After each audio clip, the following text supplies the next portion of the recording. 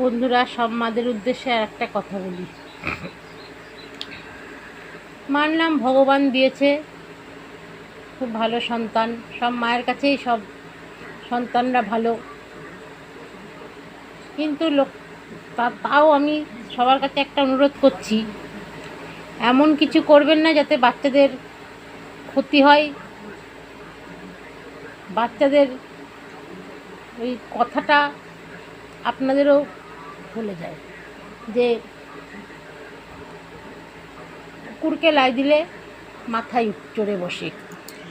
এমন করে মানুষ করবেন না যে কুকুরের মতন লাই দিয়ে তাহলে মাথায় তুললেন, কিন্তু পরে দেখা গেল কামড়টা আপনাকে এমন করে কামড়ালো, কেঁদেও কুল পেলেন না। সেরমভাবে সন্তানকে মানুষ করবেন না।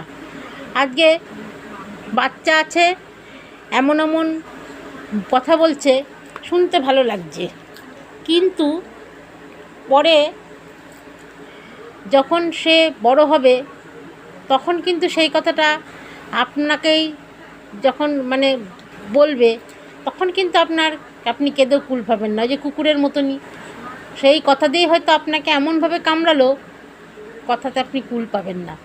তাই এমন কিছু শেখাবেন না বা এমন কিছু ওদের সামনে আলোচনা করবেন না। সে আপনারা স্বামী স্ত্রী আলোচনা করুন, দুই জায়ের মধ্যেই আলোচনা করুন, বাবা মেয়ে হয়ে আলোচনা করুন, কিন্তু সেই আলোচনাটা যেন সন্তানের সঙ্গে না হয়, সন্তান উপস্থিত থাকতে না হয়। সন্তানরা কিন্তু কাকাতুয়া, ওদের কিন্তু একবার কিছু বললেই ওরা চট করে মাথার মধ্যে ঢুকিয়ে নেয় সেই কথাটা।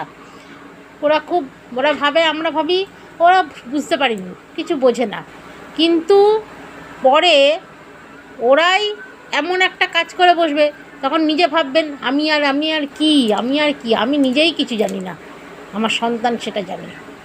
তাই বলি, অনেক কিছু আপনারা সন্তানের প্রতি আলোচনা করেন, পরে দেখা যায় সেই জিনিসটা সেই সন্তান আরেকজনের ওপরে সেই জিনিসটা যখন ঢালছে। একটা উদাহরণ দিয়ে বলি, একদিন কোথাও বেড়াতে গেছেন, সন্তানের সামনেই বলছেন আমি বাইরের জিনিস খাই না, আমি লোকের বাড়ি কিছু খাই না। সেইটাই যখন সন্তান আরেকজনের বাড়ি ঘরে গিয়ে সে যখন তাকে বলছে আয় আমার কাছে একটু খা, ও তখন বলছে আমি লোকের ঘরে খাই না। তখন শুনতে কেমন লাগছে কথাটা?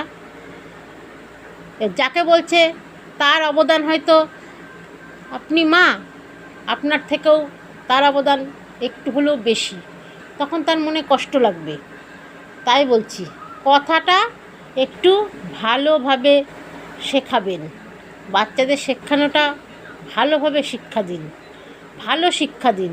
এমন শিক্ষা দেবেন না যে কুকুরের কামড়ানোটা আপনার কামড় গায়ে এসে যেন না পড়ে, আর এই জন্য আপনাকে যেন রাস্তায় কেঁদে কেঁদে ভিক্ষা করতে না হয়। ধন্যবাদ।